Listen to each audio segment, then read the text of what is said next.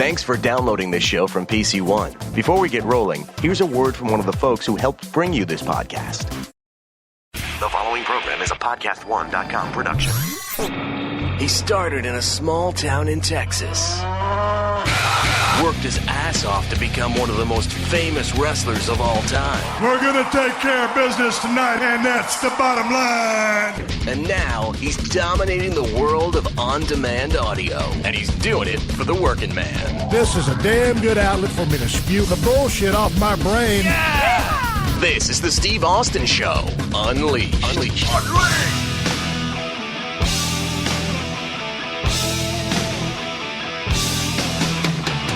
All right, everybody, welcome to Steve Austin Show. I am coming to you from the mean streets of Los Angeles, California today. I am sitting in my office at 317 Gimmick Street. I got my leg propped up on a cooler full of bullets, Pearl beer, neon clock, secondhand spin around like a rotisserie chicken, and I got a knockdown, drag-out, badass show for you today.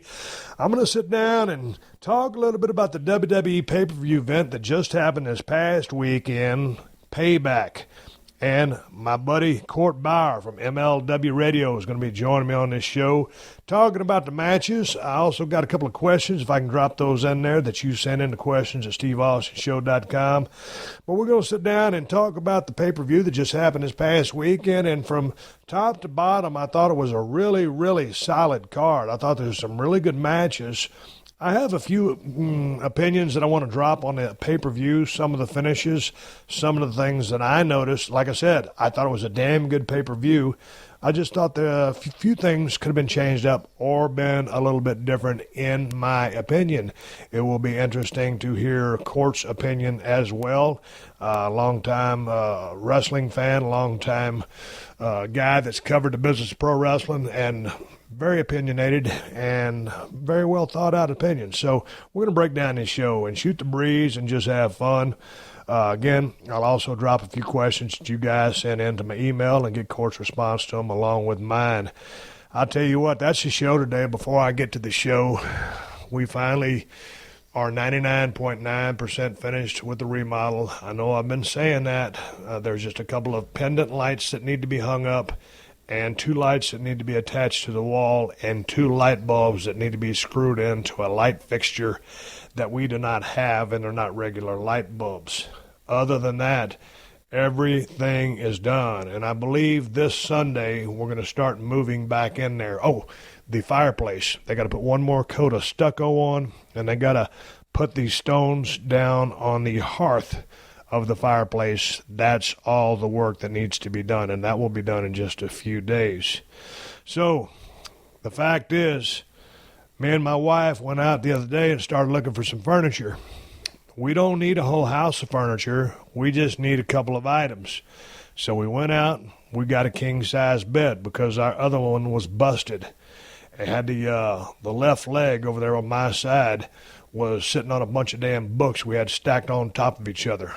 Before that, if you remember, I had a dolly laying up underneath the bed. So anyway, we got a new bed that's being delivered today as I speak. We need to go get a different mattress because my mattress is so old, it's all slouched over on my side, and I'm about to fall off the damn bed. So what we're going to do, stick that damn bed in there, get a new mattress, and then we started shopping for couches yesterday, sofas, whatever you want to call them. I call them couches. And I want to get a reclining couch because I wanted just a lazy boy chair just to sit in like I had at the Broken Skull Ranch. But anyway, my wife wants a couch or sofa because it kind of fits the configuration of the living room. I'm fine with having a couch as long as it's a recliner couch that I can kick my legs up and lean the seat back and watch television or work on my computer in comfort. Here's the problem. Man, when you go out and start looking for shit to replace the shit that you already got, it's kind of hard.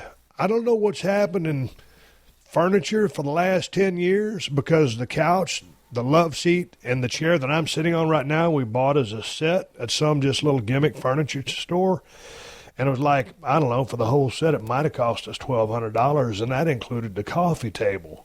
My point is, this is big, sturdy furniture, and our dogs have been climbing on this shit for 10 years. And so we use our furniture because we sit on this stuff and we love our dogs and they tear the shit out of it.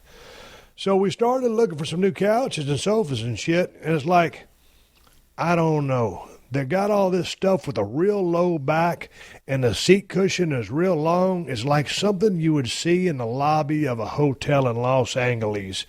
It's like, who in the fuck buys this kind of stuff to put in your house?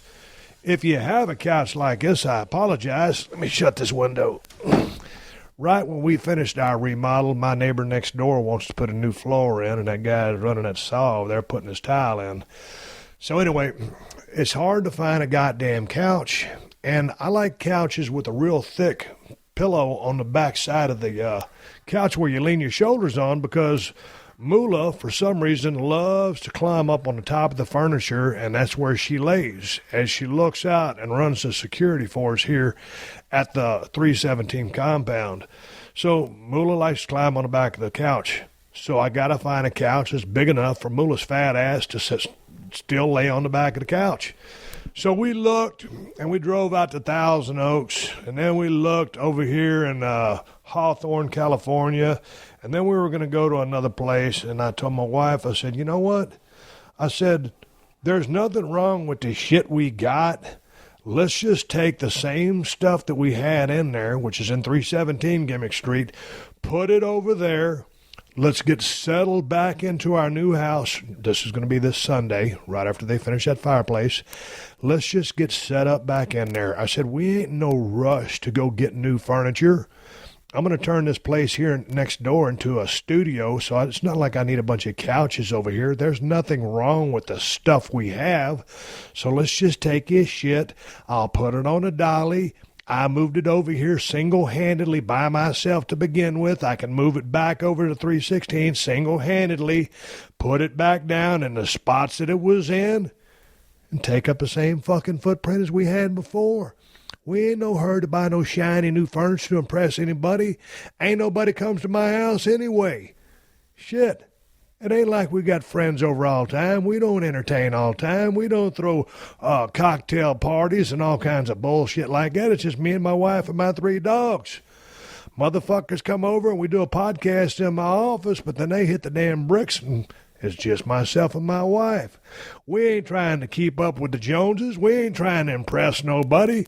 We'll keep the same shit we got for a while, and whenever we find the right couch and sofa and a single chair, well, then we'll buy it.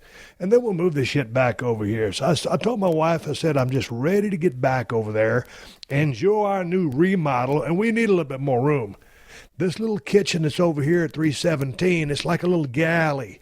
And my wife loves to get in there and just cook, but the problem is, if I go in there and start fucking around in the kitchen, we're walking around each other. The dogs are laying in the middle of the floor. It's a total clusterfuck.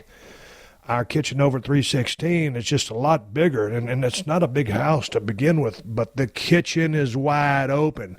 So if I go over and stand beside the island and have a drink while she's in there cooking, I'm not right underneath her footsteps.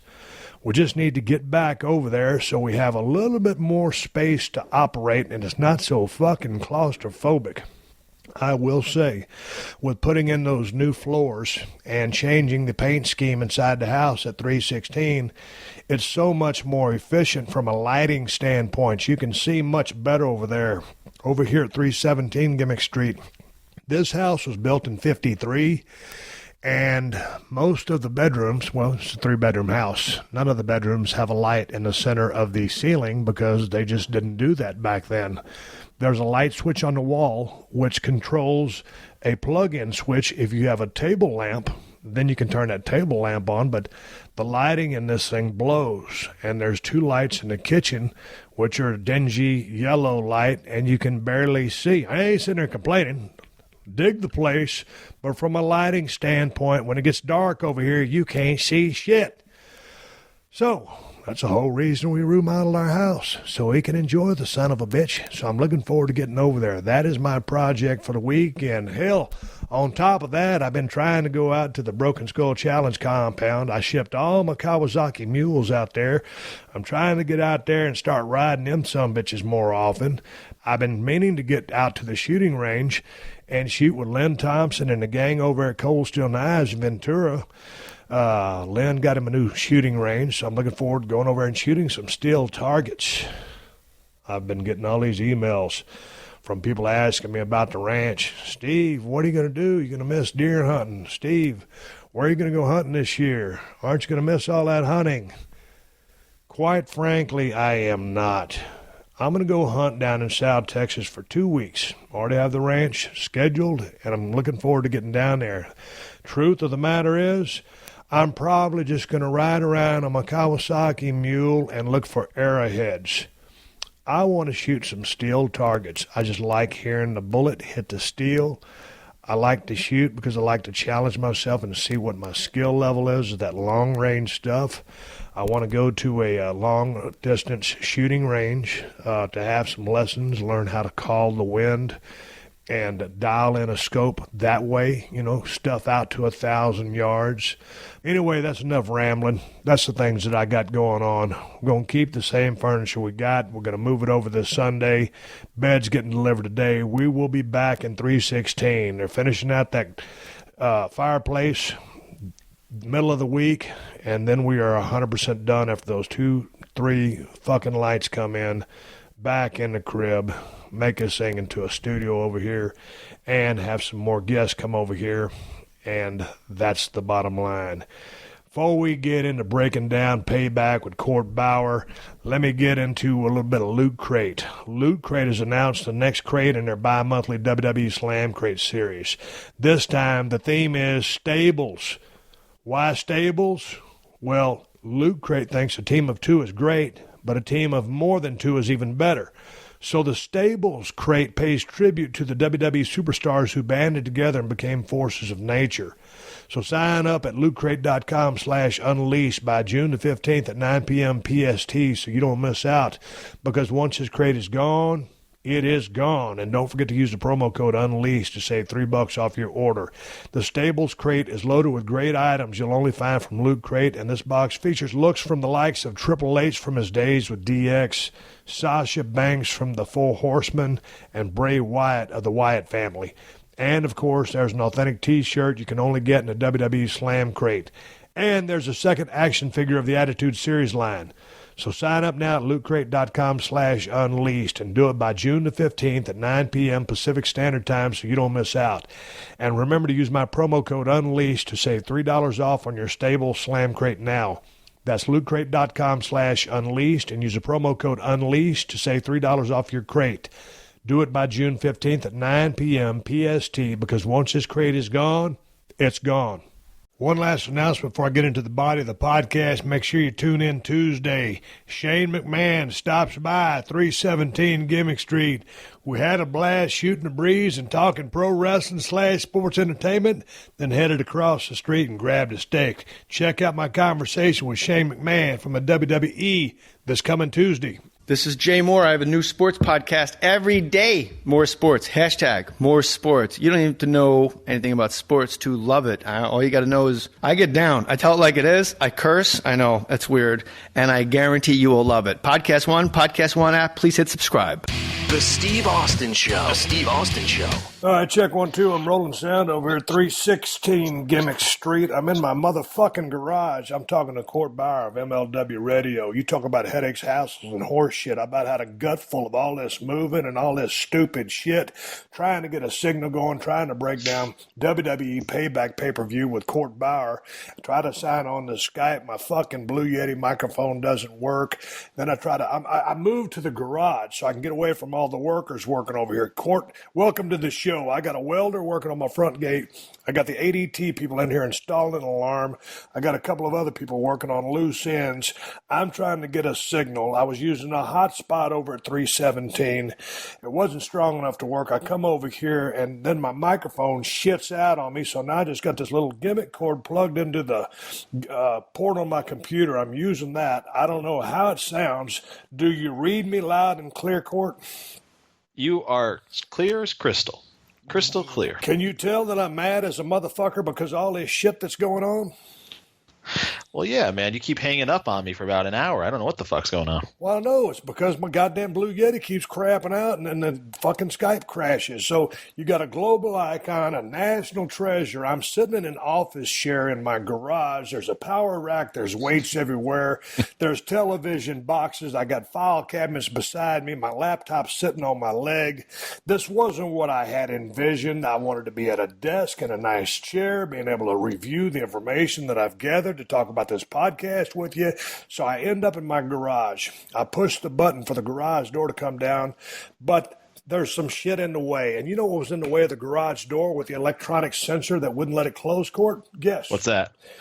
Well, it's a Guinness World Record certificate. The most wins of the World Wrestling Entertainment Royal Rumble event by an individual wrestler is 3 by Stone Cold Steve Austin, 97, 98, and 2001.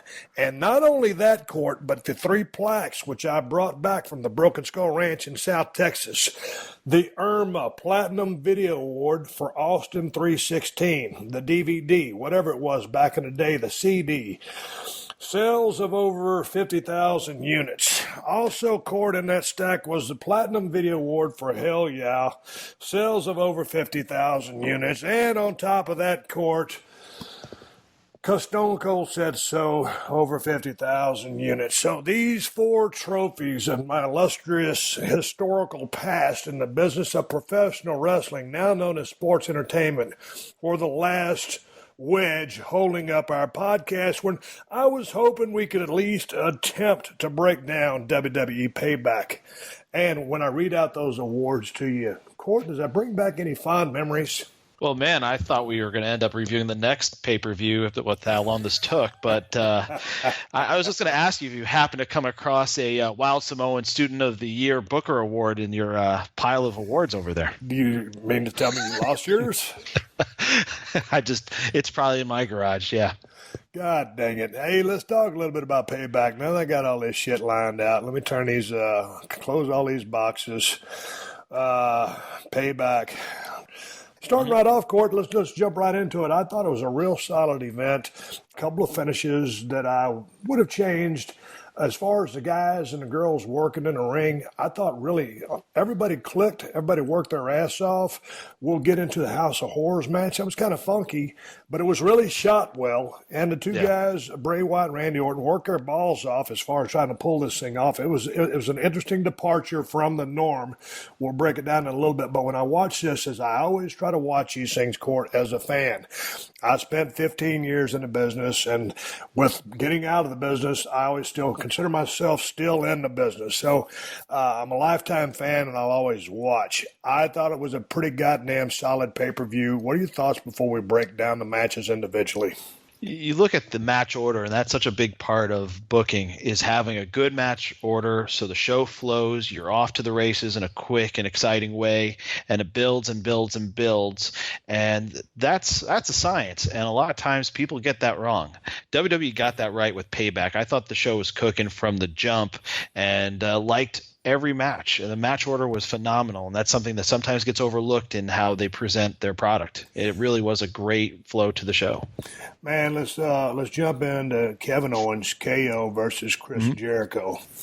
And I thought these guys, they opened the pay-per-view. I didn't see the pre-match stuff.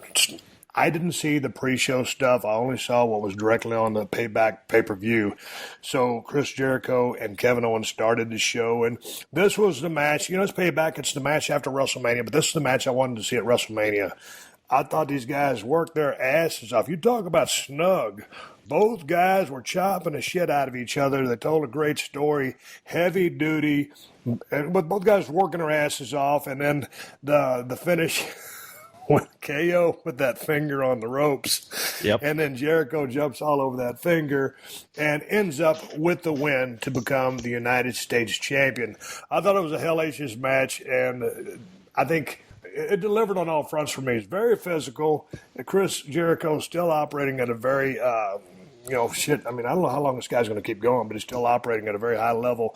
Kevin Owens continues to be one of my favorite guys in the business right now. I love his promos, love his work. I thought these guys basically killed each other and told a great story and had a hell of a match. And with the finish being what it was, with Chris Jericho winning the title, now he goes on to, Smackdown, and KO goes to Raw, or do I have them reversed? That was the one thing they probably could have hit hard a little bit more was that if Jericho wins, he takes the title to SmackDown. If Owens wins, he still stays on SmackDown. So it's only Raw can lose in this situation, and they did lose with Jericho winning the title and going over to SmackDown. But I thought it set up a nice 3-day piece of business in that you started on Sunday in San Jose with this. You ended up on SmackDown with the conclusion of their feud on live TV with another title switch, which I thought was a nice way to finish off that story and blow it off on TV with Kevin Owens getting his arm raised. He's the one staying and making towns, and he's the one with the big conclusive win. So what was that? Break that down for me, because I didn't see Raw or SmackDown. Shane McMahon was just at the house the other night. We were talking. He was heading to Fresno to do a television taping. He will be on a podcast this coming Tuesday. What tie up this feud for me, because I didn't catch that. Yeah, they did a great job. They built the match as a big title match on SmackDown for the main event, and they made it feel special. And that's what they accomplished with the Tuesday night SmackDown show. And the one thing, looking back at the Payback show, the one thing I really liked was after Jericho wins, he did the super big babyface move. There was a fan with a list of Jericho sheet, and he takes it from ringside and he signs an autograph, and it says KO on it. I guess the kid had wrote KO on it, and he does like the picture and everything and the photo. It was a really cool babyface moment. I was like, man, that is a classic babyface move. And Jericho, he's just gotten better with age, with the psychology, the subtle promo stuff. I mean, his stuff has been great in 2017. Usually you see the skills start to erode or guys start to phone in because they're over. They don't have to do as much on the mic. They become a cliche. Jericho's upped his game and has once again reinvented himself, which becomes harder and harder and ballsier to do straight up, because it's easier just to go and do the old routine than to reinvent yourself. And he's gotten it over every time. So it's unfortunate that he's leaving for his tour that he's doing with his band, but at the same time, I think he really accomplished a lot during this run, as well as paying it forward with giving Kevin Owens a lot of steam coming off of this. And that's one of those things, there's so many props, there's so many things that can pop up, and if guys are smart enough, sharp enough, bright enough, quick enough to capitalize on those things, I always look for someone, whether someone handed me a beer, a chair, rolling the chair down the aisle, if there was something that I could incorporate into what was happening here and now, I did. Chris Jericho, to your point, with the list, did that. And that's why that guy is always thinking, with reinventing himself, with the nuances in his promos. That guy's not only is one of the hardest working guys still in the business, but he's one of the smartest guys in the business. And you got to go back to when that guy first started, in Calgary and WCW. Everywhere that guy has gone, he has gotten himself over, and he stays over. And when you look at it, you think, okay, Chris Jericho, he's not the biggest guy in the world, but god dang, he's always been a dynamic promo. He's always been a dynamic worker with great psychology, great moveset, great, oh, holy shit, I can't believe it, spots built into his matches. So you're looking at a guy that right now, I don't know how many years he has in the business, but Chris Jericho, in my opinion, has put together one of the best runs in the history of pro wrestling. I think you got to put him in the top 10, because I'd put myself in there. You got The Rock, you got Brett, you got Hulk. I can name a few other guys, but Jericho is in the top 10 of all-time runs, in my opinion. Jericho, it's so hard to have that longevity, but I think those little spurts where he takes some time away, recharges the batteries, and gives him time to reinvent himself, refresh, it's good for the fans. and it's good for him. It's one of those things where how do they love you if you don't go away? And so to have those little sabbaticals has been very effective for him. And he always had great talent, from the jump, and he's just gotten better with age. He's interesting. He's going off to do his tour with Fozzy.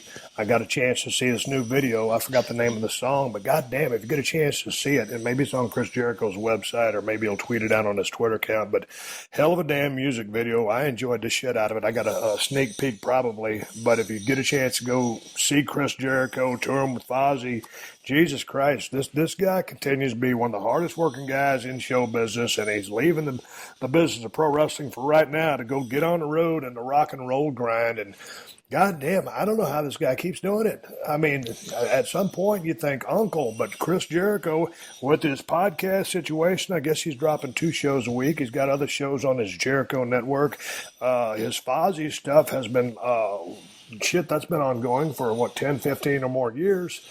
So that dude hustles his ass off. I'll stop blowing smoke up his ass, but goddamn, that's a hard-working son of a bitch. Congratulations, Chris.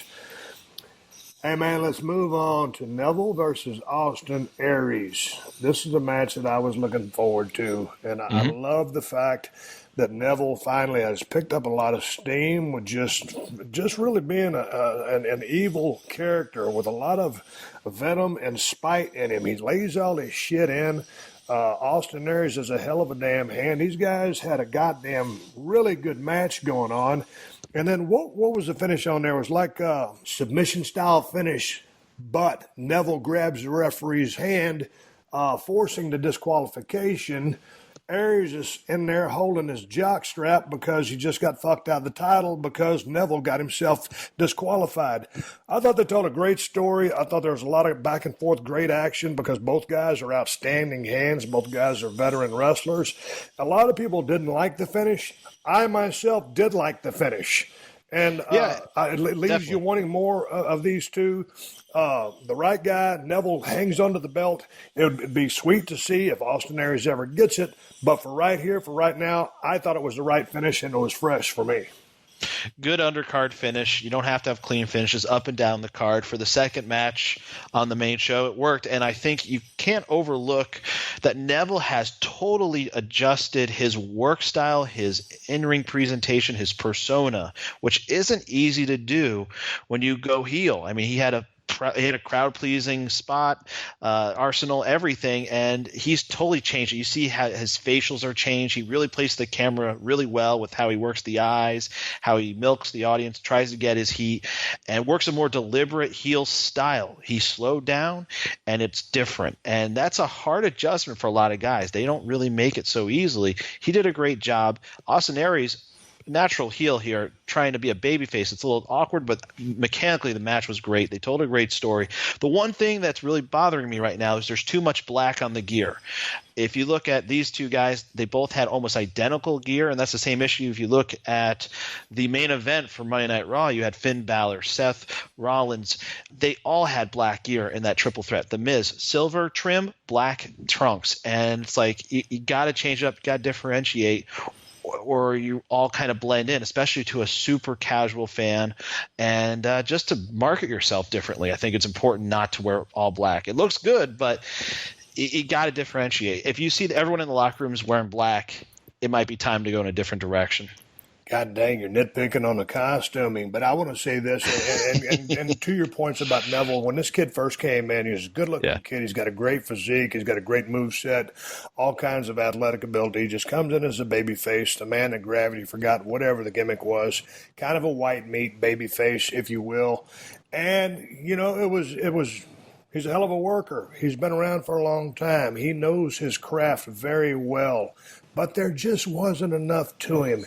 And so to make this switch, to make a heel turn, to turn the volume up just from the salt and pepper on his words and his promos, his looks of disgust, the facials, man, big thumbs up, or 2 middle fingers up, I should say, to Neville for making a transition and to trying to be a full-blown heel who embraces the heat, who wants heat, who's not afraid of the heat, and who's not trying to be a cool heel. So I give that guy a lot of credit for reinventing himself, going a different direction, and in my opinion right now, he's a super hot commodity. I would keep the belt on him for a while. You need a really strong babyface to come in there. And right now, he can do screw finishes here and there, but keep him strong. Don't have him be a cowardly heel. He can be a dominant force as a heel champion and clean out the division, quote unquote, until you find the right great hope to come in there and chase him. And I would like to see a real big chase for that belt. The one thing I wish they would go away and do away with is the ring ropes and the canvas. And here's why. These matches lose momentum from the audience point of view when you're sitting there in the crowd and they go dark for upwards of 10 minutes to do all these changes, the aesthetic changes. And you can feel it when they come back out after doing a few promos, a few commercials, a few interviews backstage, and they come back out there, the crowd's lost a little something. And you see it on Monday night too.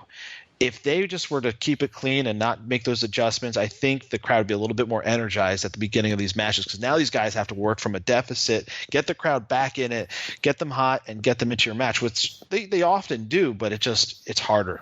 I wasn't even aware that they were doing that, Court.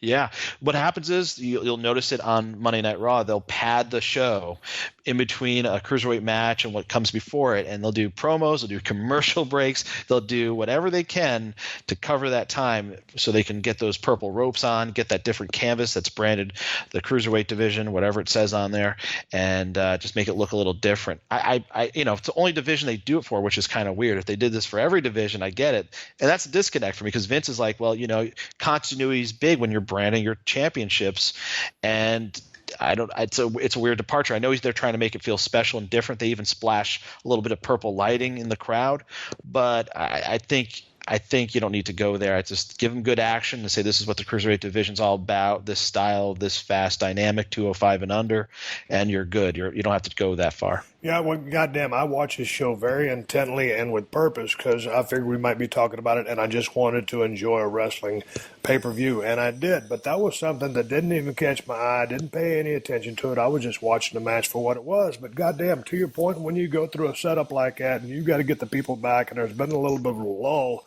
man, you're working uphill. But these guys didn't miss a beat.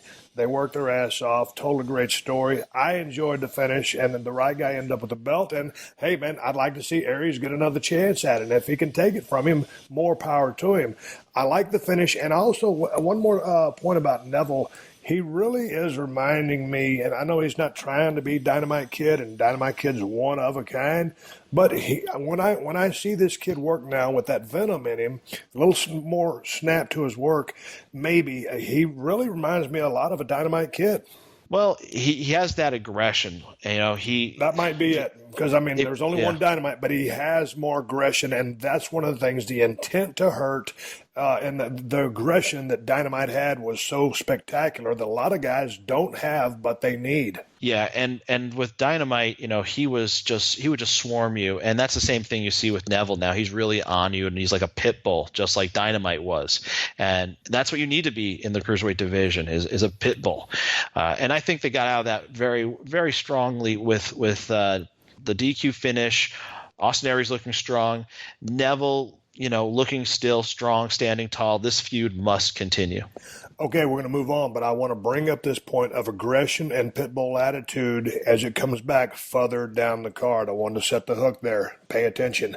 All right, before we go into the next match, which was the Hardys versus Cesaro and Sheamus, let's just talk about each team to begin with. First of all, the Hardys come in, and as I was talking about Jericho a while back, talk about the Hardys. These guys have been around for a long time, and they were always able to get themselves over to a very high level, oftentimes without a green light push.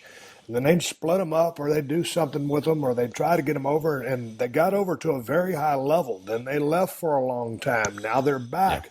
But before they came back, Court, Matt Hardy came up with this off-the-charts character, totally against anything that he's done. Here's a kid from North Carolina. All of a sudden he's got a British accent, and it's all about delete. And what's the name of the little thing that they're flying around?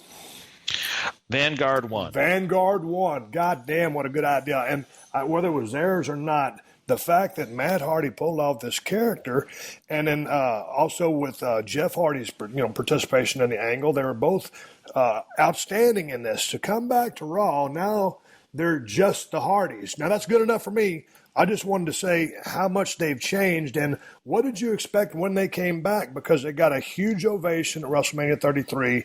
Now they're back, WWE champions, and they're still clicking at a real high level. I got to give these guys a ton of credit for reinventing themselves and getting back in, and people are so happy to see them. But now they're just the Hardy Boys. What are your thoughts about that?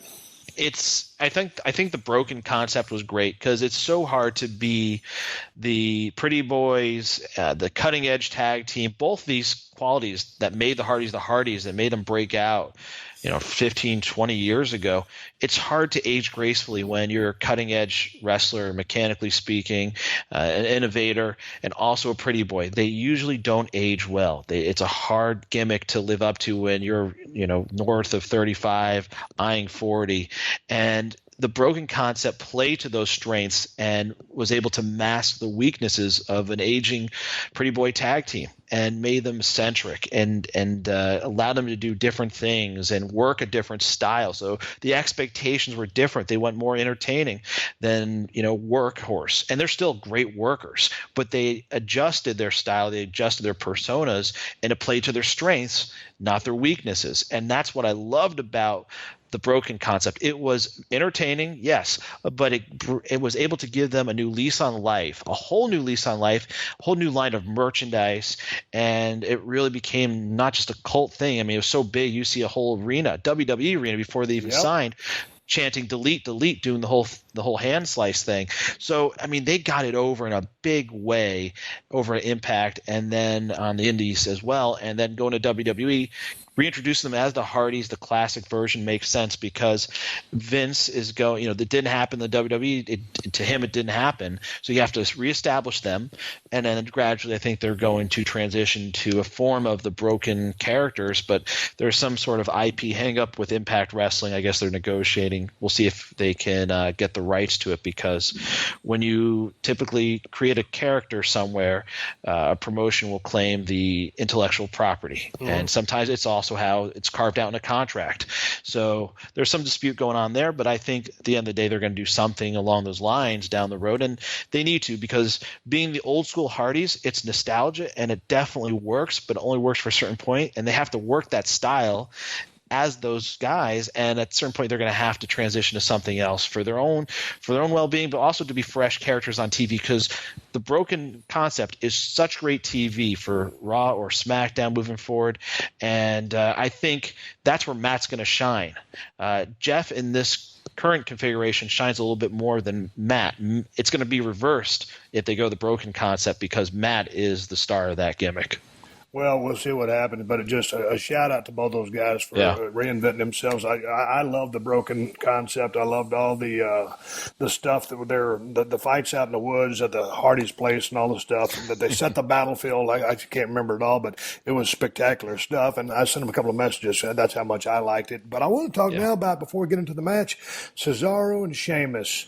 Yes. God damn it, Cesaro and Sheamus, to me, are starting to turn into a hell of a tag team, and they really complement each other. And at first it seemed like Cesaro will kind of get on track. He had a good thing going with Tyson Kidd back in the day, and Kidd goes down with a neck injury, and Cesaro's kind of lost, and he's just dynamic athlete, just supreme physical strength, a hell of a damn worker. I loved him back in the day in Ring of Honor when he was a part of the Kings of Wrestling. Mm-hmm. And then Sheamus has had a good run, and then he kind of got lost in the mix there for a little bit. All of a sudden, these guys have been together as a tag team now for quite some time. I really think they're building chemistry, and I'm really liking watching these guys together because they look different as fuck, but they complement each other so well. So shout out to Cesaro and Sheamus for taking whatever breaks you've been given and forming, in my opinion, what has become a hellacious tag team, and they're fun to watch. Yeah, Cesaro's now a perennial tag team specialist with all the tag team acts he's had, from Hero to Sheamus and Tyson Kidd, who I really enjoyed that tag team act as well. Shout out to them. And they're starting to really mesh. The thing that's going to be hard for Cesaro, because this is the match where they really do the turn, the all-out turn. Mm-hmm. And he's going to have to make an adjustment just like Neville has had to. And because Cesaro's spots are so geared towards fan favorite babyface spots, the big swing, the uppercut.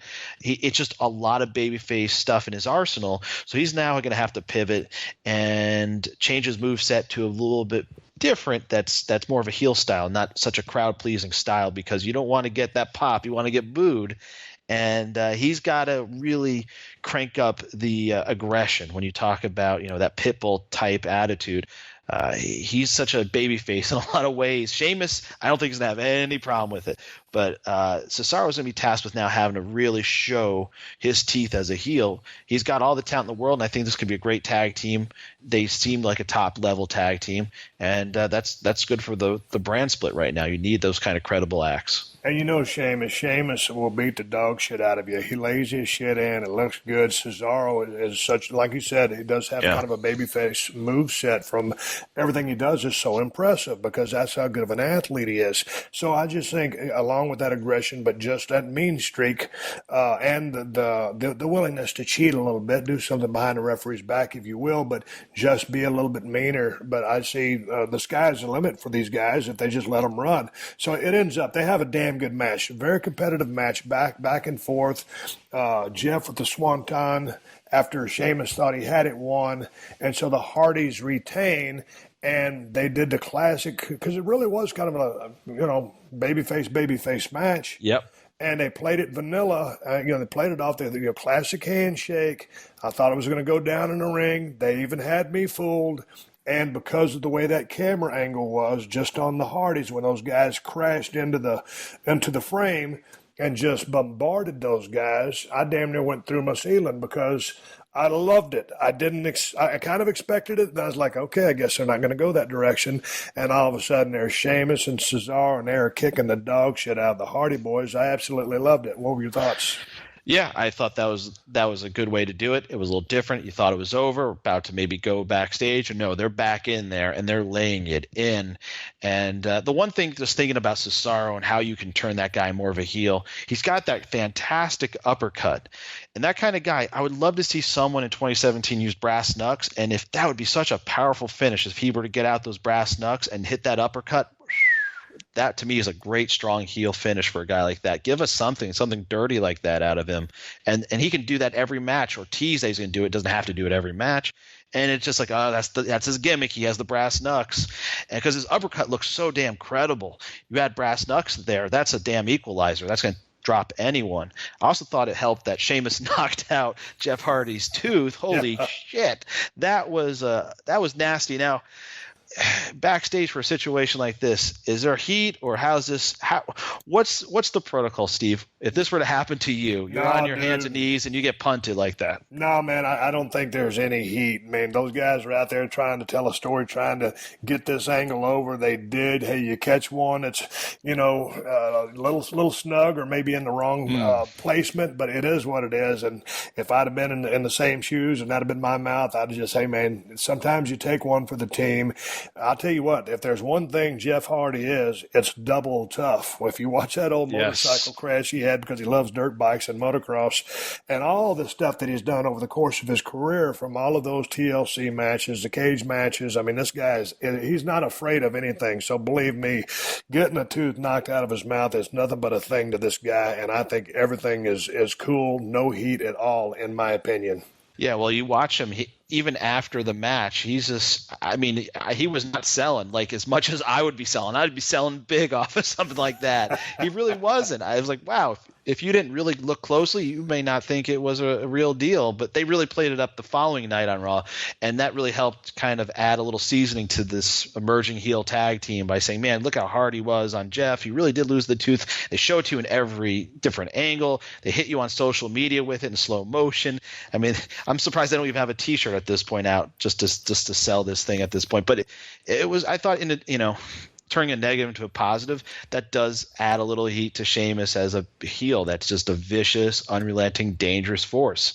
And that's not a bad thing to have some heat as a heel. Oh, no, no kidding. The fact that an accident happened, hey, that it is what it is. Play it up, but just between the guys, I don't think there's any animosity. Let's move on. But before we move on and we talk about Bayley and Alexa Bliss, the Raw Women's Championship, I got some thoughts on this match, and I really, really like both of these young ladies as talents in the ring. We're going to take a quick break. Before we take that break, Court, give the people some 411 how they can catch you on Twitter and your podcast shows. Yeah, you can get me on Twitter at Court Bauer, CourtBauer. And you can check me out every week at MLWRadio.com. We have podcasts by Jim Cornette, Brother Love, a.k.a. Bruce Pritchard, Tony Schiavone, Kevin Sullivan, MVP, ex-WWE writers, and more. Just go to MLWRadio.com. Coming right back with Court Bauer, we're going to talk about Bayley versus Alexa Bliss for the Raw Women's Championship. Okay, before we keep rolling with today's show, I have to take a minute to make sure y'all are covered for Mother's Day because it's coming up, folks. And you don't want to be standing there empty-handed come Mother's Day Sunday. That's where I come in. I got your back with a gift idea that both Mom and your wallet are going to love. The Books. I know the sending flowers online isn't always easy to do. Sure, you get hooked in with that $19.99 advertised price, but then when you get to checkout, the price suddenly jumps to $100, and that's because of all those shipping, handling, and special care fees that get added on. Here's a solution, Books.com. Books are farm fresh flowers that can last up to 2 weeks, and they're cut to order, and they're always fresh and guaranteed to last. Books flowers start at just $40, so they won't break your bank either. And when I say $40, I mean $40. Ain't no hidden fees, ain't no special care and handling fees either. What you see is what you get with the Books.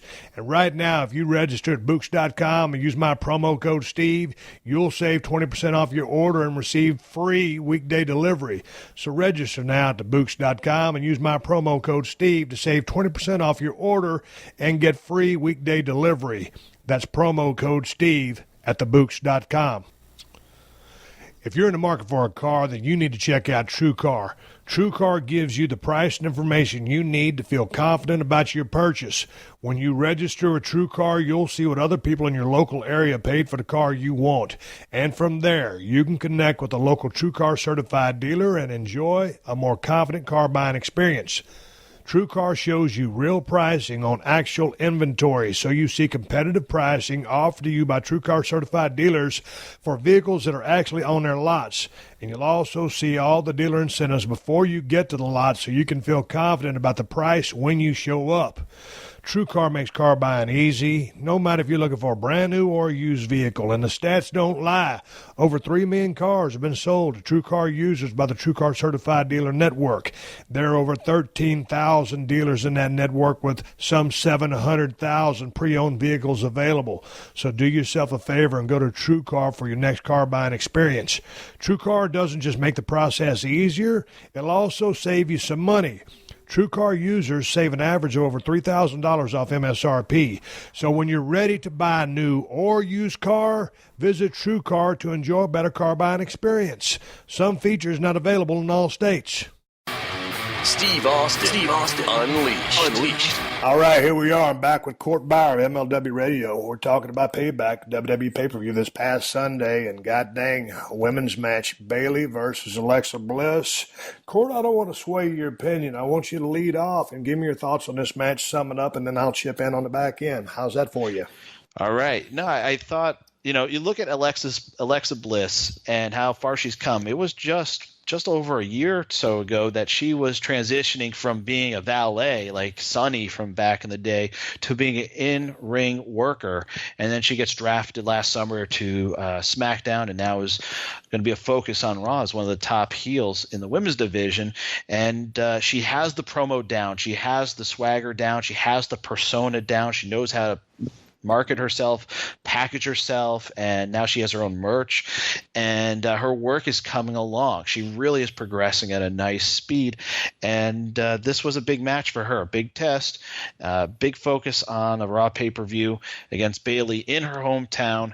I thought the match was good, but there were some dicey spots. There's miscues, some mistiming. Correct. But that's going to happen. It's live TV, and those things do happen. Again, it's weird to have Bayley lose. I know the design is if Alexis beats her in her hometown of San Jose, there's some heat there.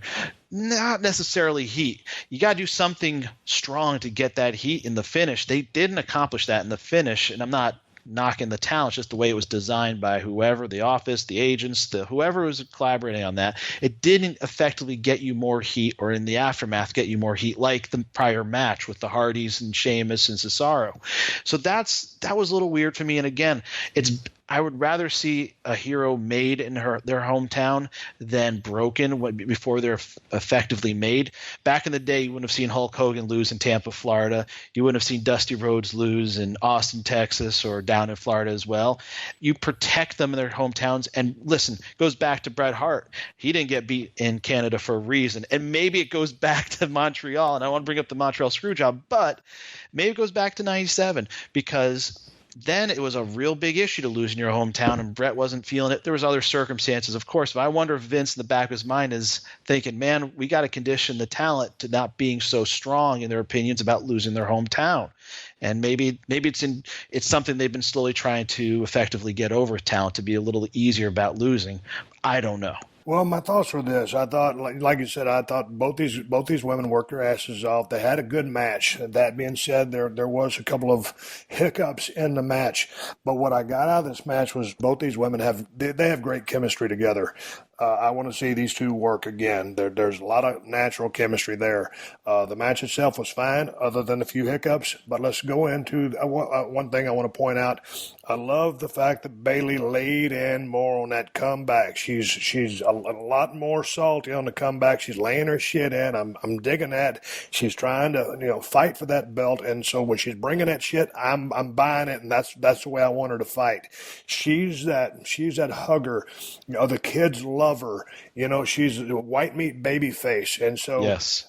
She needs that. When you try to take that belt from her, she's got to get mean. Okay, let's get into this. On the other side of that, to your point, Alexa Bliss, pretty green in the ring still, already is a very dynamic promo. Boy, I tell you what, she's quick on her feet, got a smart mouth on her. I love her promo already, and she's just gotten started. Her work is coming along. She's getting pretty damn good. So as a competitive match, here's the thing. After the match they had going into the finish, I could see the writing on the wall court, because I knew this pay-per-view happened to San Jose. I knew that's where Bayley was from. I knew historically, hell, if we was going down to Norman, Oklahoma City, wherever for a Raw or whatever it was, I might be beating the dog shit out of Jim Ross because he's from there, Time to work up a set of heat on somebody because it's their hometown.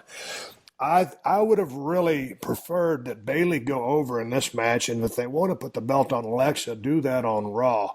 I thought they should have took care of her in her hometown, because, boy, when she got beat in the fashion that she got beat in, and I'll get into that, it sapped the energy right out of that crowd. Did you notice that?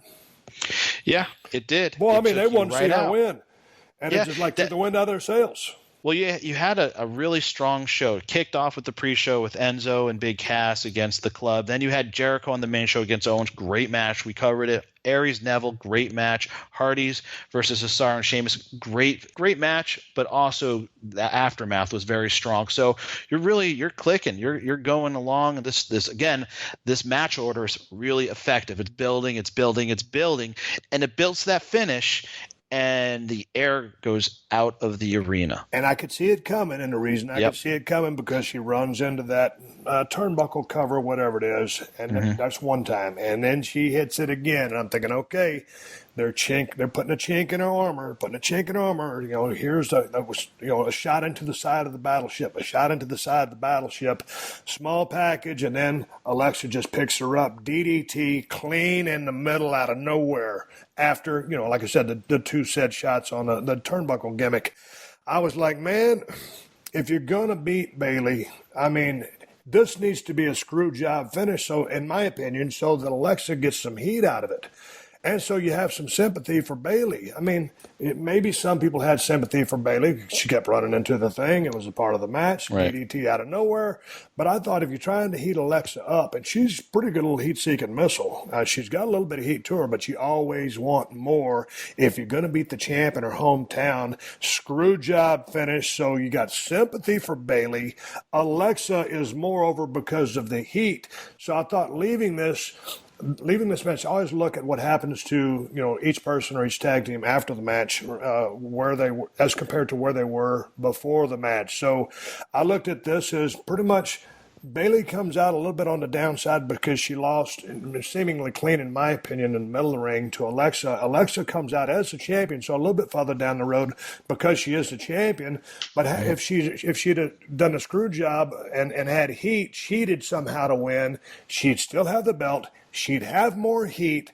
Bayley got screwed out of it, so then you have sympathy for Bayley, and you want to see him, and you're more sympathetic towards Bayley rather than her getting beat clean. So I think that, Bayley came out on the negative side. Alexa came out on the positive side, but both could have come out on the positive side, and Alexa even more so by getting the belt done in a screw job fashion over the babyface. Do you see what I'm saying there? Yeah, and I mean, I would have pushed the title switch back maybe even 24 hours just to put it on Raw or something like that. I would have too. And because I understand they were selling a ton of Bayley merch in San Jose at the arena because that's her hometown. She's the hometown girl.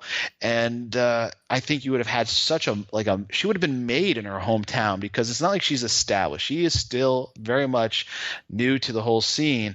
And to have that big hero's homecoming and then be holding the belt high at the end of the night and getting that big pop, dude, you can play to that on a Kevin Dunn package all the time and make her. And then you have someone that can draw locally in the market in a big way because you remember that big title defense. Again, 24 hours would have made a world's difference on this. Dude, I agree 100%, man. Her holding that belt in her hometown, she would have been a lot more over. And, here's the thing. Alexa Bliss goes into this. They have a damn good performance, a couple of hiccups, but just because of the rub of being, in a high-profile spot, it wasn't the main event, but god dang, it's a damn good spot. She's going to come out just from a heel standpoint of getting her shit in, working on the heat, and then somehow Bayley slips over. But I just would have either 24 hours, like you said, done it on Raw, but I would have let the champ Bayley, being from San Jose, win her hometown. But again, fair enough match. Props to both women. Alexa Bliss, good luck with that championship belt. Bayley, good luck in the chase for that championship belt as they fall back in the mix, and we're going to see what happens from here. What are your thoughts moving forward as far as that women's division goes? It's not cooking exactly like the Smackdown division, where I feel like they have a lot of cool things in the pot that's just brewing. I think slow and steady, in a singular feud is the best for the focus of the women's division on Raw versus SmackDown, where it's like I think they have a more loaded division. You have Sasha on Raw. You have I think you're going to get there, but I think the focus should remain on Alexa and Bayley for the time being. All right, let's move on. Let's talk about Seth Rollins versus Samoa Joe. I want to put this out there before we go any further. A while back, I was talking about Seth Rollins, and I was thinking and I was saying, man, I just don't know enough about Seth Rollins. I want to know more about his character and who and what he is. And for instance, I'll be repetitive. I'll say, when you say Stone Cold, I get it. When you say The Rock, I get it. When I say The Undertaker, I get it. When I say Seth Rollins, I still don't know who Seth Rollins is. And so in all the Google alerts, it says that I was bashing Seth Rollins. I wasn't bashing Seth Rollins. I'm the biggest Seth Rollins fan in the world. I'm a fan of anybody in the business that's trying to get over and make money. I would more liken what I was saying to John Gruden breaking down a quarterback. Throwing motion might be too long. He's got to get to his secondary reads a little bit quicker. That's all I was doing, was offering my analysis of what Seth Rollins brings to the table and who and what he is. I simply would like to see more character development. Goddamn, he's a hellacious hand in the ring, great athlete, good sequences, great high spots. I just want to see more character. So for the papers or whoever's the dirt sheets to say that I was bashing him, totally unfounded. Being critical of who and what he is, yeah, because that's what I am. It took a car ride going to Memphis, Tennessee. One day when we were riding to a show with Dr. Tom Pritchard, when he told me, he said, Steve, he goes, what is Stunning Steve Austin? Who is that? And he asked Primetime Brian Lee in the back. He goes, Brian, what's so primetime about you? Neither one of us had an answer, Court. So That was, Tom Pritchard gave me the heads up years ago, riding shotgun down the road in a car. So that's all I was doing is talking about Seth Rollins. I wish this guy all the luck in the world. That being said, let's talk about this match. Samoa Joe is one of my favorite workers in the WWE. Well, probably, in all of the wrestling world right now. That son of a bitch is salty. His shit looks good. Those great jabs, whether it's the right hand or the left hand, the kicks, just his timing, his psychology. I'm a huge Samoa Joe fan. As far as Seth Rollins rolling into this match, you came out of WrestleMania, you beat Triple H. I thought he needed to inflict more damage onto Triple H than he did at the onset of that match. And I thought with Samoa Joe, damn near ruining this guy's or ending this guy's career or putting him on the back burner, that I thought, just looking at this match, I'll break down the match, but just looking at this match for what it was, hard fought. I thought these guys both worked their asses off, and I watched it twice. Pretty goddamn good match. Pretty goddamn good. But in hindsight, if Seth would have come out just way more aggressive on the front side and just took it to Joe's ass and started beating the fuck out of him from pillar to post, maybe 5 minutes worth, get some false finishes out, trying to finish this guy that damn near ruined your career, and then get into the match and start slowing it down. And Joe is the king of the slow build. So they did build it up nicely in its totality in talking about the match. But just for me, wanting Seth Rollins to resonate and get into that crowd, he got a good pop coming out. He was working that crowd, getting into that match, that lockup. I thought the match was built a little bit stronger than that. And I thought, boom, Seth Rollins needs to attack. And it ends up coming out that, Jesus Christ, Joe has Seth Rollins basically in a sleeper. They go down. Seth has the wherewithal to do some kind of rollover. Joe's shoulders allegedly are on the mat. There's a 3 count. Seth rolls out with the win. When you watch the replay, referee is right there. Joe's left shoulder, or is it right? His right shoulder is nowhere near the mat, but it's a 3 count. I didn't like the finish. I know you're protecting Joe here. I didn't think, Seth got anything out of this because he wasn't offensive-minded enough. In its totality, it was a pretty damn good match. I just wanted Seth to be more aggressive. Help me out, Court. What are your thoughts on this finish? What are your thoughts on the match? Does anything I said resonate with you? Yeah, with Seth Rollins, I think if he were to check out a lot of Bret Hart's work and how Bret paced himself from fighting underneath and then firing up, he could do the same kind of stuff with a much more cutting-edge 2017 arsenal at his disposal, and I think he would have a more effective, complete match. I think when you talk about, who's this? What's his persona? What's he all about? What does Seth freaking Rollins mean? When you hear the Destroyer attached to the name Samoa Joe, and you see him just coming to the ring, and you see that style, that very deliberate, violent showcasing he does in there, it really does make sense. You know right away, yeah, that dude is a fucking destroyer, and it works perfectly for Joe. Seth Rollins needs a little bit more of an identity, and I don't see that right now. The finish, to your point, yes.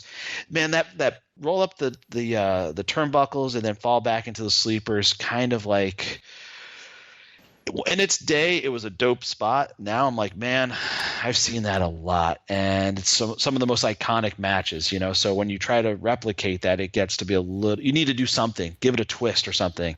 And the other issue, Seth should be still selling that knee, because that's a major part of this story, that he almost was taken out again by the Destroyer before WrestleMania, and that was the whole big story going into WrestleMania against Triple H.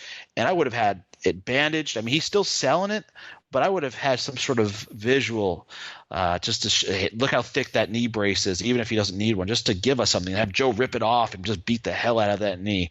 That could add some jeopardy to the match. you could add to jeopardy the match. It's so hard to work when you got a shooting knee injury for real, and maybe it's all the way healed up right now. I don't know, but it's a part of the story.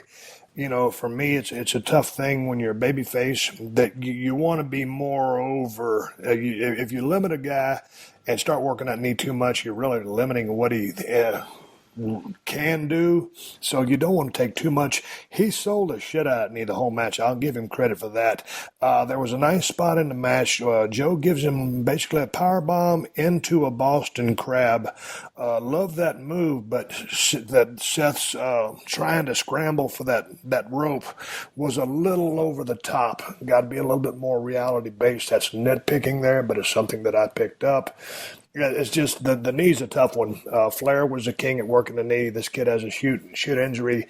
Had he just been more vicious at the beginning of this match, they could have done basically anything. But then, when you're a babyface and this motherfucker has tried to damn near kill your career, you have to show me something. You have to show me that you're mad as hell at this cocksucker to roll out with that win. I mean, he should have been happy about that win. Joe's kind of like, what the fuck, really? So I don't know that the finish really helped anybody. And I don't know, you can't fuck Seth on this finish because he does need a W unless you just turn it into a pure 6 and just send everybody to if it's a double count out or something. You beat Joe, but did it really help Seth, Court? Yeah, that was the thing. And I would have, this is another feud that's going to continue, and that's great because I think they match up really well. I do too. Good chemistry. But I would have liked a conclusive, non-conclusive finish. You do that same finish, but then have Seth Rollins win, but he gets choked out. So give something back to Samoa Joe. Interesting. I don't have it right off the top of my head right here, just sitting here talking about it. Again, when I watch this match back, there's a lot of nice stuff in this match. And Joe, those rights and lefts that he does are just awesome. And sometimes, when Seth starts hitting those ropes and diving through, and then here Joe dives through. I've seen that enough. I think as a babyface, just in my opinion, what worked for Stone Cold, it might not work for Seth Rollins, is, God damn it, it's time to open up a can of whoop ass to just extract your revenge on someone who has done something to you. It's all about personal issues. When someone tries to ruin your career or cripple you, if you don't take that personally, then I don't understand you, and that's just me. I think that Seth should have been more on offense. Joe flip-flopping, flying around for that motherfucker and grinding him down and doing all that good shit that they ended up doing. In its totality, the match was just fine. That's me being hypercritical. And one thing I think they could do too is more backstage interviews in the aftermath of a big match. I'm not saying you would do it right after, but maybe after the House of Horrors match or something like that. You go backstage and you see Seth Rollins. He's getting his knee iced. He talks about how it was a big win. He's got momentum coming out of WrestleMania, now Payback. And in the back of his mind, he wants that title. And then you have Joe just come in there rampaging and gets his heat back. And it just gives us a little something more to the story, too. That's what I'm missing, is some of the meat behind the scenes like they used to do in the 80s, in the 90s. And into the early 2000s on pay-per-views, where it's not just all clean matches. You're giving us a little something extra, even if it's an interview or just a little nibble of what's to come the next night. And again, for the people out there that are huge Seth Rollins fans, and there's a bunch of them say, well, Steve, he's not Stone Cold, and that's not how he would do something.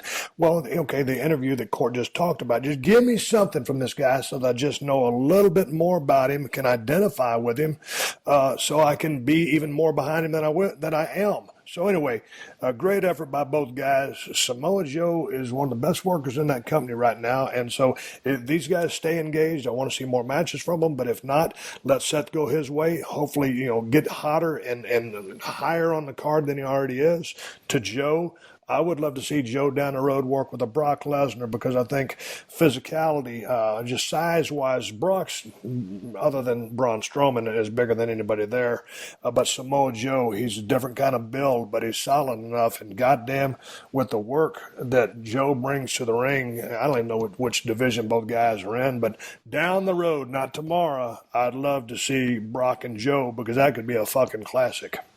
Yeah, I think if you look at the Universal title, this year is all about building credibility. They had it headline WrestleMania, Goldberg versus Brock, and they're going to have to do that some more. And Brock's coming back, I believe, in June and in July for Great Balls of Fire. That is actually going to be a pay-per-view in July. And not the Great American Bash, Great Balls of Fire. And I think having all these big-time guys chasing Brock for the title, I mean, you look, Samoa Joe, Seth Rollins, even The Miz, who's really done a great job of reinventing himself and upping his game in 2016, 2017. All these guys in the mix for that title, chasing it along with Braun, Roman Reigns. That's a really solid pursuit for Brock's title. I mean, if you look at after the flip side of this SmackDown Raw brand split almost a year later, they've really replenished the Raw side, which is a 3-hour show, and they have a very credible top 10 for that Universal title. So it makes it feel more coveted. Okay, I want to jump into the Bray Wyatt versus Randy Orton House of Horrors match. And, Cord, I know you have your opinion on this, but also I know you watch Raw and SmackDown, and there was some physicality or a promo by Bray Wyatt towards the end of Raw, I guess, that you're going to have to smarten me up on because I guess it furthered where he's going. But let me just say this about the House of Horrors match. I watched this as a fan. And when I watch these guys, start the scrap inside the house, I thought it was shot really well. I thought it was edited really well. The music, the score, was almost cinematic. The music kind of was like, well, the music's a little strange because I wasn't expecting a score. But the guys working in the house, they did everything that they could. It was shot as well as it could be shot. I thought it was executed damn near to perfection. Now, you got to suspend your disbelief. Bray gets into a limousine, and God damn it, Randy's got a refrigerator on him. Ain't no way he's going to get that fridge off. And God damn it, later on down the card, here he is. He's in the ring, and boy, all of a sudden there's Randy Orton as well. Don't know how he got there, but they ended up going to work inside the squared circle, and out of nowhere, as they get close to a finish, well, this was the finish, the Singh brothers ambush Orton. Jinder Mahal comes out, and Wyatt jumps on for an easy win. Give me your thoughts on this, Court. I thought it was well executed for something that was out of the norm. And sometimes I'm a pro wrestler first and foremost. This is entertainment business. It entertained me in the House of Horror. I understood where you're coming from when you get in the ring. Both guys work their balls off. So give me your thoughts on the totality of this and your esteemed opinion. Well, I got to take a step back because this match, the House of Horrors match, is a Michael Hayes dream match. He was pitching this match when I was a part of WWE Creative, and from talking with guys like Edge and Christian, he was pitching this match along with the Hardys to do a match like this, I think in like around 2000. So he's been trying to do this match for almost 2 decades, and lo and behold, I think Freebird finally got Vince to sign off on it in 2017. So finally the Freebird gets that match, and I don't know, it kind of looked like the house out of the Bad Street USA video. I'm just saying it might have been the same house. But I think it's a difference of 24 hours. To me, this concept would have been a huge hit on live Raw versus pay-per-view. I just think it would have worked a little bit better. You could have done it in the first. I mean, listen, you have 3 hours on a Monday night. You could have started that match at the top of the first hour, go back to it, and then finish it in the third hour. And for TV, I think, tune in. There's some weird haunted house match going on. It's better free TV than a network event type match. That being said, it was a funky match, but the thing is about wrestling, I love something that's a little different, a little off the beaten path. And this was way off the beaten path. It wasn't quite as good as like the Hardys when we talked about their broken stuff they did in Impact, which I thought was really well done. This wasn't their stuff is almost supposed to be kind of hokey. This felt a little hokey, but it wasn't intentional. And you got to protect Bray's gimmick. And I thought seeing Bray in a limo was a little odd. It's one thing Randy Orton, but it was a little odd. And I thought the blue lighting was a little odd on the outside. I thought the tractor gimmick was a cool spot when they had it going backwards and forward and all that shit. but it was almost in that it was kind of campy for me. It was a little campy for me, but to each their own. And hey, that's why I like wrestling, though, because you can have stuff like this. You can have a Chamber of Horrors match like Dusty did in '92 in WCW with El Gigante, the Steiner, Sting, Abdullah. It was a crazy match. And that's doing that once in a while. It's fun. It's different. You can't have just clean matches up and down, and you can only do so many matches when you can't get color. So, doing a First Blood match is out. Doing a lot of these like cage matches, it's hard when you can't get color. So doing stuff like this is different. Sometimes when you experiment, you hit a grand slam. Other times you just hit a single or a double. Sometimes you strike out. So I commend them for going outside and finally doing the match Freebird's been wanting to do for a long time. For me, it wasn't necessarily great, but I still think Chamber of Horrors beats this in terms of all-time weirdness. Well, this interesting intel from you, knowing that this was a Michael Hayes idea for a long time, East Coast connection coming through strong on that point. And to your point, I also thought it was a little in the vein of what the Hardys had done, at nighttime, out there in the broken stuff, and that was... Jesus Christ, I'd never seen that done before. I had never seen it done before, whether it's been done before or not. So it reminded me a little bit of taking a page out of the Hardy's book. So anyway, that being said, it was what it was. And here's another thing about Randy Orton. And I was flipping around on the network, and I happened to see an interview with Randy Orton. I think it was his wife, and Renee was interviewing him. And I got a chance to see Randy just sit there and talk and communicate back and forth. And I'm thinking, you know what? I really like this guy that's talking, but I don't get a chance to see that enough. And whether I want to like him or not, I'm engaged by him. He's very engaged when he's being Randy Orton. Sometimes when he goes in that promo mode, it's just kind of like one trick pony or just kind of a one speed. And I think there's more to Randy than that. And especially watching him in a sit-down interview, just conversing, he was very interesting. Man, I wish he would do more of that in his promo work. So I actually know a little. He's got a great gimmick, the Viper, Randy Orton, all this other stuff. But I'd like more out of him personally so that I can become more invested in him. Based on the conversation that I saw, just him sitting there, I would love to see that from Randy Orton. Yeah, he has a very powerful personality that can definitely translate across TV if they allowed him to have that free reign. It's magnetic. It's more magnetic than what he's doing. Oh, dude, yeah. My first day on the job, I just remember he really does stick out in my mind.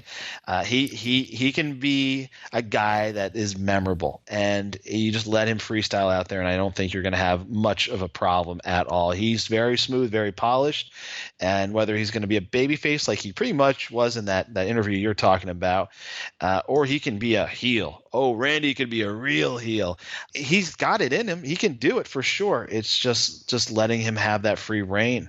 And, doing shows like Talking Smack and the Raw show they have on the network gives these guys the ability to kind of show the office that they do have that in them. That's where The Miz started to really get, I think, the ability to have more free reign in doing the promos and doing the stuff he wanted to do out there was during Talking Smack and his back and forth with Daniel Bryan. It was like this epiphany everyone had. Oh my God, this guy can really fire up. He's really good in his own words.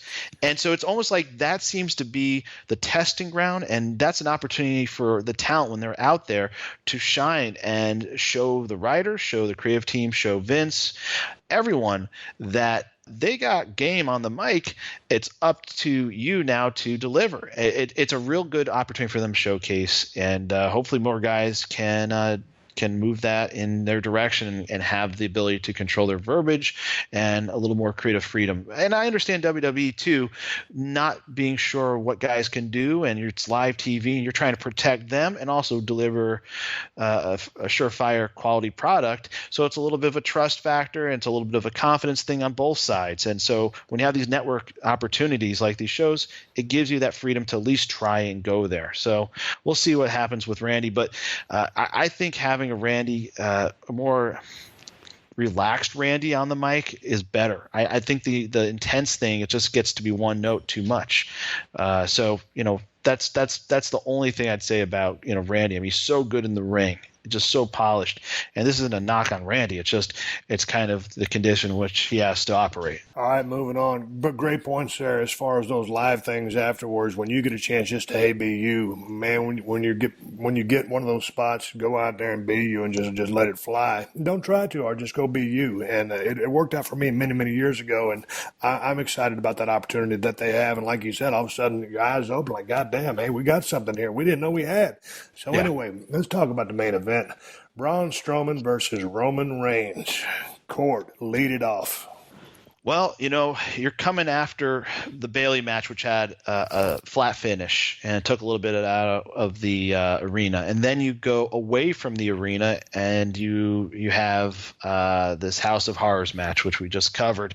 And it's hard for an audience to watch that long on the monitors and be engaged. And so you go from Alexa Bliss versus Bayley to the House of Horrors match, and then you hit Joe and Rollins. So you have a little bit of padding in there. And then you go to the Braun Strowman Roman Reigns match. And that match, those two matches really got you back into it because there was just a little weirdness over the Randy Orton Bray Wyatt match. And Strowman versus Reigns to me was your classic old school WWF big man match from the 80s. Two big colossal dudes on a collision course, and boom, they explode in the ring. And I thought you could tell that crowd was back into it, and they were reacting to both guys. And Braun Strowman, another guy, you look where he was just 12 months ago. He was a wallflower for the Wyatt family. And look where he's come in just 12 months. What a great decision to break him away last summer, which took some balls, and to see him step up his game and live up to expectations by the office. And here he is. He's on a great track, also chasing Brock Lesnar for the title perhaps later this year. Good match. Roman Reigns selling that one side constantly, being consistent with selling it was really solid. And Strowman's just continuing. I mean, in that kind of match, it's a weird match because they're both still relatively young. So you don't have like the classic veteran leading the match, calling the match. It's a little different in this case, but this match did not feel awkward. It felt it was a very strong match. And I was wondering if there's going to be a reaction from the crowd in favor of Roman Reigns. Northern Cali is a really good market for that to happen because it's such a huge Samoan population from San Fran all the way up. And a lot of the Samoans, the Anuai family, were established dating back to the early 70s, late 60s in Northern Cali. So I'm like, man, Roman Reigns coming off of what happened in real life to his older brother Matty, and the angle they did, maybe he might get a decent pop. Well, it didn't go quite like that, but he got a strong reaction, and I thought that match was pretty much laid out perfectly. I thought the match was laid out perfectly, and it was like you said, just a clash of two titans. And you got this monster in Braun Strowman, who, to your point, 12 months ago, part of the Wyatts. And this guy has picked up the business in a very rapid fashion. And the guy's got superstar written all over him. He's got a great look. He has great size. And god dang, he's already a really good promo. This kid has a gift for the gab. I did a podcast with him at the Staples Center several months ago. And just sitting down talking to the kid, I was like, holy shit, this guy, he's not at a loss for words. So he's normally very talky, and he's developed that persona. I mean, Jesus Christ, the monster among men, he is that. Roman Reigns, I thought this was one of his best performances. Yep. And he's been through a lot of high-profile matches with a couple of guys that knocked it out of the park and then sometimes didn't. But I thought when he went out to the ring after everything that Braun had done to him, tossed him in the gurney over to the floor in the cement, turning the ambulance over, everything that he had done, goddamn, the first thing that Roman does when that bell rings is knock the dog shit out of Braun Strowman twice with two big right hands. That's how you start a match that has been built. And so there they go, back and forth. And I thought the match had really good flow to it. Roman starts this thing out with the two big right hands, and bam, it's back and forth. It's a brawl. It's power moves. Both guys selling for each other. No one really dominates the match. It's just two guys going back and forth. And then finally, with all the damage that Roman has sustained throughout the angle, throughout the match, and you can kind of start seeing this thing come like at the end goddamn, the monster's going over. I want to call him a kid. He's younger than me.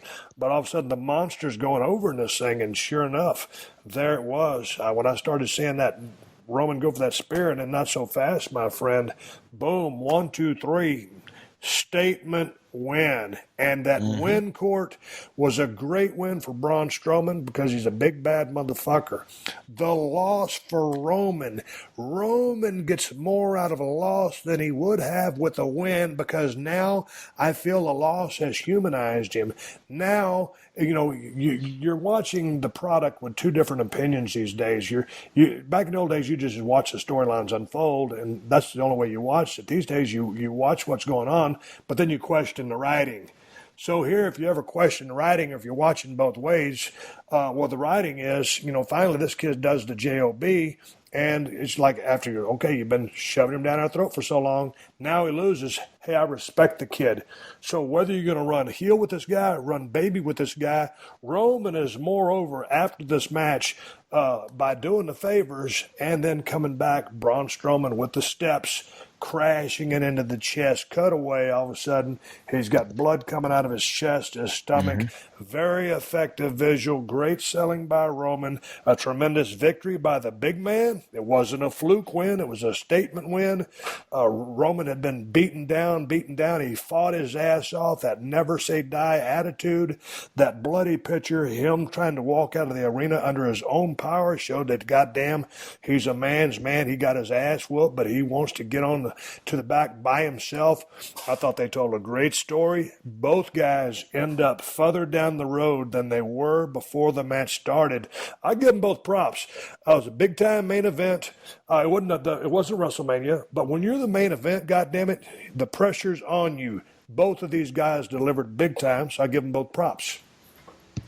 Absolutely, and I thought they did a great job of, in the aftermath on the post-show, they followed up with a great angle. I don't know if you got to see it, but they were doing exactly what I said you could do with Seth Rollins. They were interviewing or documenting Roman Reigns selling, and Braun Strowman goes at him as he's getting checked out by the ambulance. Roman Reigns ducks out of the way. Braun Strowman just blasts through and takes off the ambulance door, the back door of the ambulance, and just looks so impressive.